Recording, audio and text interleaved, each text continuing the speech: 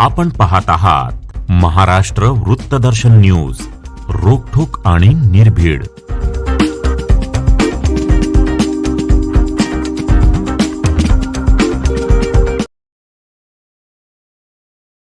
प्रभाग क्रमांक 20 चे राष्ट्रवादी काँग्रेस अजित पवार पक्षाचे उमेदवार अतहर नायकवडी यांच्यासाठी त्यांचे वडील आमदार इद्रिस नायकवडी हे त्यांच्या बंगल्यात बसून मतदारांना पैसे वाटप करत आहेत असा आरोप करत राष्ट्रवादी शरदचंद्र पवार पक्षाचे उमेदवार अभिजित हरगे यांनी त्यांना जाब विचारला.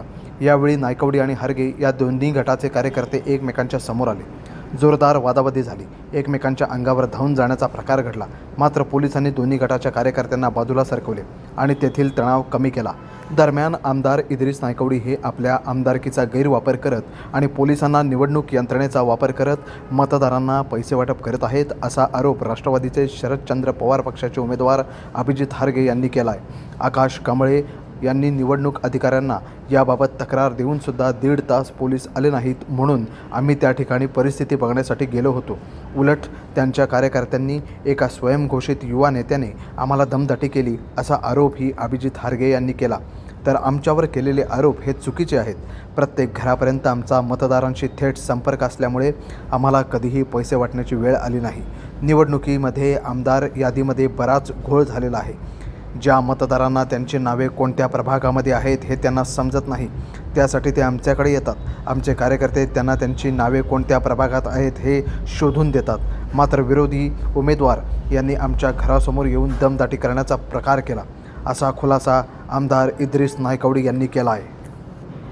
प्रभाग क्रमांक 20मध्ये जनतेचा आमच्या कामाच्या जोरावर आम्हाला पाठिंबा वाढलेला असताना आमदार इद्रिस नायकवडी यांचा पुत्र अतहर नायकवडी ह्या सर्वांच्या पायाखालची वाळू घसरल्यानं त्यांनी स्वतःच्या आमदारकीचा गैरफायदा घेऊन पोलिसांच्या प्रोटेक्शनमध्ये त्या ठिकाणी खाजा वसाहतमधील पंढरपूर चाळीमधील लोकांना बोलवून पैशाचं वाटप लाईन लावून सुरू केलं आणि त्याला प्रोटेक्शन काही तिथे असणारे पोलीस देत होते.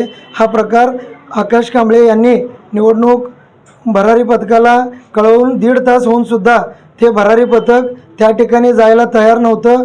त्यामुळं आम्ही स्वतः त्या ठिकाणी गेलो. इद्रिस नायकवडींचे कार्यकर्ते आमच्या अंगावर येण्याचा प्रयत्न केले. नंतर पत्रकार आल्यानंतर सगळे लोक फांगाफुंग झाले. ही लढाई धनशक्ती विरुद्ध जनशक्ती आहे. आमदार नायकवडीचा मुलगा त्या वॉर्डातून या वॉर्डात पळून आला आहे. त्याला तिथं उभं राहायचं धाडच नाही आणि इथली जनतासुद्धा त्याला सपोर्ट करायला तयार नाही. त्यामुळं ठिकठिकाणी पैशाचं वाटप, जोर जबरदस्ती, दमदाटी आमदार इद्रिस नायकवडी याच्याकडून सुरू आहे. आणि हा प्रकार सुरू असताना एक स्वयंघोषित युवा नेता केविलवानी धडपड आपण पडणार हे त्याला पक्कं माहीत असल्यामुळं तोही आमच्या अंगावर येण्याचा त्या ठिकाणी प्रयत्न केला. त्याही आम्ही कोणालाही न जमवता न डगमगता त्या ठिकाणी परत DYSP साहेब आणि SP साहेबांच्यापर्यंत तक्रारी केल्यानंतर त्या ठिकाणी पोलीस गाड्या आल्या आणि हा प्रकार थांबला. विरोधकांना आरोप करण्याशिवाय दुसरं काही राहिलेलं नाही आहे. विषय असा आहे की आम्ही नायकवडी कुटुंबाची भूमिका या महापालिका निवडणुकांच्या संदर्भात या भागातल्या लोकांच्याकडे फार मोठ्या अपेक्षा असतात आणि म्हणून यावेळेला नायकवडी कुटुंबानं एक हक्काच्या वॉर्डात निवडणूक न लढवायचा निर्णय घेतला आणि दुसऱ्या वॉर्डात नायकवडी कुटुंबाचा एक सदस्य निवडणूक लढवत आहे. अशा वेळेला जुना वॉर्ड क्रमांक 6 असेल आमच्या कुटुंबाचा, किंवा जुना वॉर्ड क्रमांक 5 असेल, किंवा आत्ता लढवत असलेला वॉर्ड क्रमांक 20 असेल, ह्या तिन्ही वॉर्डातल्या लोकांशी घर टू घर आपला संबंध आहे. मग अशा वेळेला काय झालं आहे, मतदार याच्यात फार मोठा घोळ झाला आहे. जी लोक 5मध्ये राहतात त्यांची नावं 20मध्ये आली आहेत, 20मधली 6मध्ये आली आहेत, 6मधली 20मध्ये गेली, 5मध्ये असं इकडे तिकडे झालेलं आहे. मग त्या लोकांना शिल्पा पोचल्या नाहीत. आपलं नाव नक्की कुठल्या मतदार येत आहे, कुठल्या वॉर्डात आहे ह्याचं काहीच लोकांना ज्ञान नाही आहे. मग अशा वेळेला ते मदतीसाठी त्या ठिकाणी इथं येत असतात. त्यांना सहाय्यतेसाठी आपण बाकीची आमची यंत्रणा त्याला मदत करत असते. त्यांचं नाव हुडकून बाबा कुठल्या वॉर्डात तुमचं नाव आहे आणि हे बघा ही तुमची स्लिप, तुमचं मतदान केंद्र कुठं आहे, हे देण्याचं काम आपलं प्रत्येक वेळेला निवडणुकाच्या तोंडावर होत असतं. लोकांना त्यावेळेला गरज असते म्हणून ती मदत करत असतो.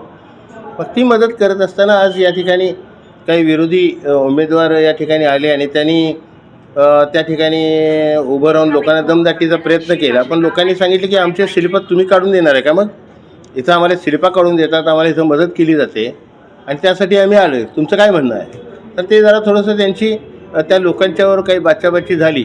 आणि एक आहे की शेवटी माझं घर आहे, तुम्ही माझ्या घरासमोर येऊन जर थांबायला लागला तर माझ्याही सुरक्षेचा प्रश्न तसा ऐरणीवर आहे.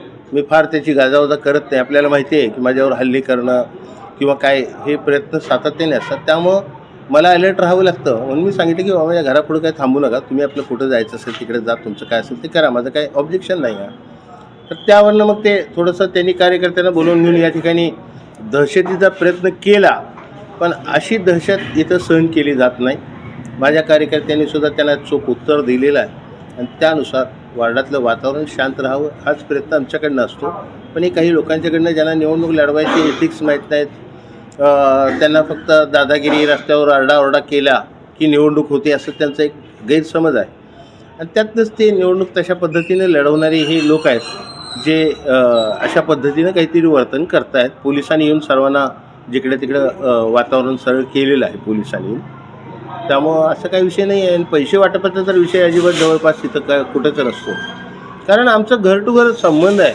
पैसे कोण वाटतं? ज्याला लोक ओळखत नाहीत, ज्याला मत द्यायसाठी काय बेस आहे, त्याला पैसा दाखवतो माणूस. मला पैसे दाखवण्याची आवश्यकता नाही. प्रत्येक घर माझ्या कुटुंबाला जोडलेलं आहे आणि प्रत्येक निवडणुकीत प्रत्येक घरानं इथल्या या भागानं आम्हाला कुटुंबाला एवढी मोठी साथ दिलेली आहे. त्यामुळे पैसा हा विषय आमच्यात कधी येत नाही आणि तो येणारही नाही.